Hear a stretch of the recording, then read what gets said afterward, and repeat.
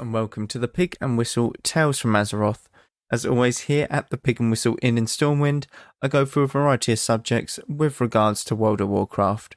So grab a bottle or a pint, sit back and enjoy. This week of Rate My Dungeon, we are going to be going over Lower Blackrock Spire. Now, I was contemplating to do both of the Blackrock Spires as a big whole mega dungeon, but essentially they aren't. They're two separate dungeons. It's just in Classic they are classed as one big dungeon, or you can do them without leaving the same instance essentially, but one of them is a 5-man instance in Classic, one of them is a 10-man, so they are different in that aspect. But we will be going over Lower Blackrock Spire. It is located at Blackrock Mountain, and this is a area that can be accessed via Searing Gorge or Burning Steps, both very accessible to Alliance and Horde players. It has 9 bosses in total, with a potential 16 with rares in there. The layout of the dungeon itself is quite annoying, I'm not going to lie. It's very much on the Y-axis more than the X-axis. I'm pretty sure I got that the right way round. Y-axis being up and down, X-axis being left and right. If I'm wrong, then it's the other way around, but I'm pretty sure that I'm right. I think my, year 3 maths has come in quite handy there. Yeah, essentially you're going up and down slopes and staircases a lot, and you sort of work your way down to the bottom of the spire to go up a tiny bit towards the end, and the boss is sort of in the middle kind of section. It's very weird.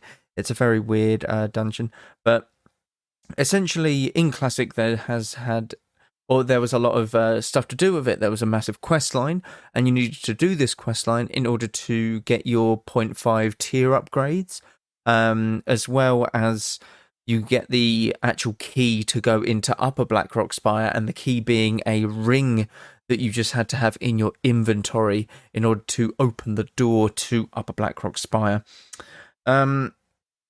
Yeah, it's just kind of annoying though, the layout, because you're starting off on flat ground, then suddenly there's a boss that is on the same level as you, but you have to backtrack and then go down a slope that's quite a little bit hidden behind a pillar. Then you sort of kill some trolls, you go down another slope, you go in and out some rooms. You've got to backtrack on yourself a lot in this instance. And backtracking in a dungeon isn't usually the most entertaining stuff, because obviously you've killed everything there, so there's not much to do.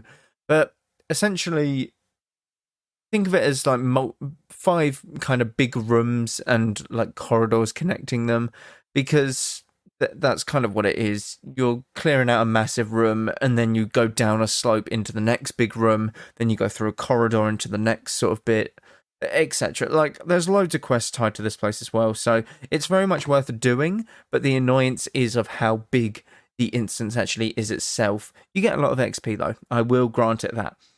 The gear that you get from this dungeon is alright. It's not the best, but it's where you start picking up your 0.5 pieces. 0.5 tier pieces being, sort of pre-raid best in slot gear, for some of them anyway, and they all give tier bonuses and stuff like that. So if you've got a specialization or a class that have very good tier set bonuses, you might need to go into Lower Blackrock Spire multiple times in order to get the pieces that you need to get this tier set bonus, if that makes sense. So the gear is alright. It's not the best, but you're looking at Upper Blackrock Spire for the better gear, unfortunately. Was there a change in Cataclysm to the dungeon? Strangely enough, no, there wasn't. This is one of the, I think, 2 that didn't get a revamp in Cataclysm. The other being Zul'Farrak.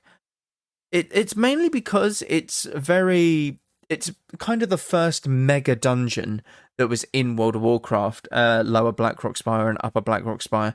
It's kind of unique in terms of how longevity, or how long the dungeon and instance actually is, but It's more they probably put a lot of effort into this place, and it's kind of tough to rejig the entire thing without affecting Upper Blackrock Spire as well, because ultimately you can see parts of Upper Blackrock Spire from Lower Blackrock Spire and stuff like that. So probably the spaghetti code wouldn't allow it now that they are two separate instances in retail World of Warcraft.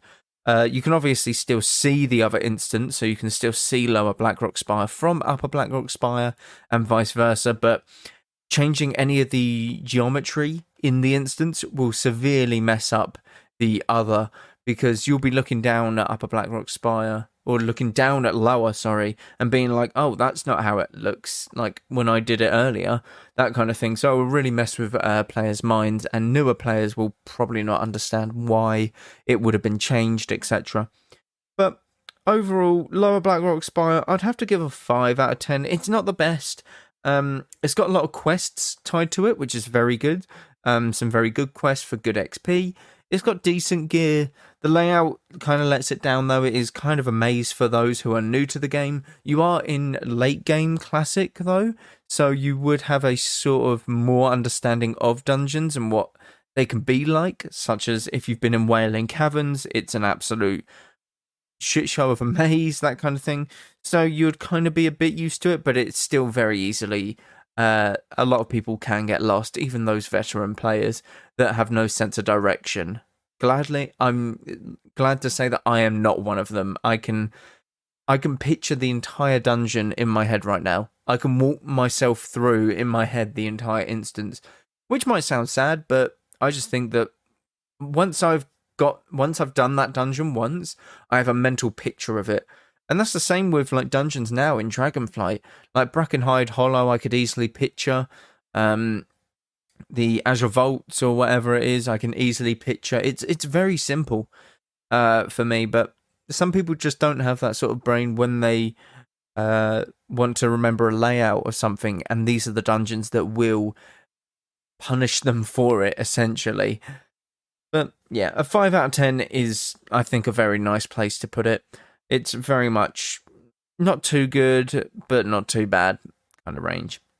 But that is it for this week. Thank you all very much for listening.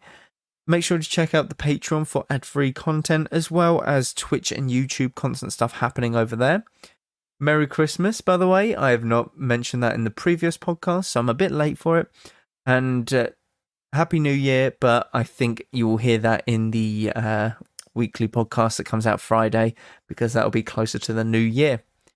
Thank you all once again, and go with Valor, friend. Goodbye all.